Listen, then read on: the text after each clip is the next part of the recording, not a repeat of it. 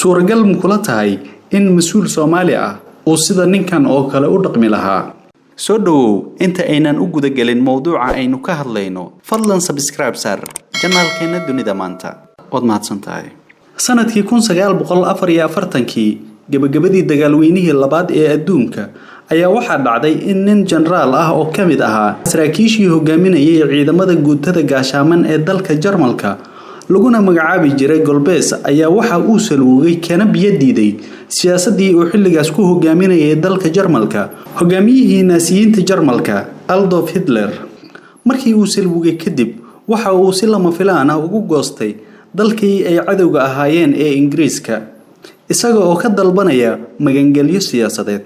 isla markiiba way ka aqbaleen codsigiisa maadaama uu ahaa nin generaal ah oo aad muhiim ugu ah kana caawin doona xogo badan oo uu ka hayo ciidamada dalkiisa Ingiriiskana ay u fududaan doonto jabka ay la maaganaayeen in ay gabi ahaanba kaga takhalusaan ninkii xoogga badnaa ee Hitler haddaba waxaa dhacday in sheeko la yaab leh ay dhaxmartay waxii sirdoonka Ingiriiska iyo ninkii generaalka ahaa ee u goostay dhinacooda sheekadaas oo aad u yaab gelisay baarayaal badan oo taariikhda dagaaladaas aad u darsa kadib markii ay martiqaad nooc walba u fidiyeen kuna soo dhaweeyeen maamuus iyo maqaam sare iyaga oo ka wardhooraya xogaha uu ninkan xambaarsan yahay ayaa ninkii generaalka ahaa afkaba uu kala qaadi waayay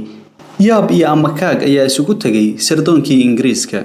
mid ka mid ah raggii baarayaashii loo xil saaray ayaa ishayn kari waayay wuxuuna si carale ku yiri niyahow martiqaadka aanu ku sameynay iyo sida aan ku soo dhaweynay waad ogtahay waana ka warqabtaa haddana afka nooma aadan kala furin wax macluumaad ahna nagama aadan siin ninka cadawga aan la wadanahay ee Hitler iyaga oo u muujinaya generaalka in uu ku saf yahay Ingiriiska iyo sirdoonkooda jawaabta uu bixiyay ninka generaalka ee reer Jarmal oo ah mid aad u xiiso badan ayaa waxa uu ku yiri oo ugu jawaabay idinka ma doonaysaan mucaarad ee waxa aad doonaysaan qaa'in dalkiisa hooyo iyo dadkiisaba iibsada oo wax yar oo raqiis ah iyo shilimaad siista ama dhaafsada inta markii uu yiri aad bay ula yaabeen bal ka waran heerka muwaadinimo ee uu sarkaalkaasi muujiyay haba khilaafsanaado aqliyada hogaaminaysa wadankiisa hooyo laakiin ninkan mar walba waxa uu rumaysnaa in muwaadinimadiisa aysan ku xirnayn shakhsiyad gaar ah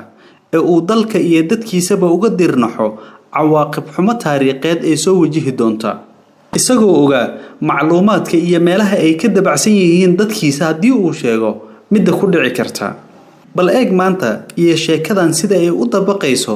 xaaladda dalkeena hooyo ee Soomaaliya dad badan oo Soomaali ah ayaa diintooda dadkooda iyo dalkoodaba waxa ay dhaafsadeen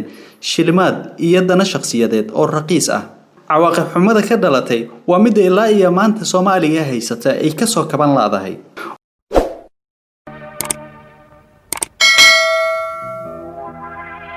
waad ku mahadsantahay daawashada iyo dhageysiga mowduucan fadlan saaxiibada la sii wadaag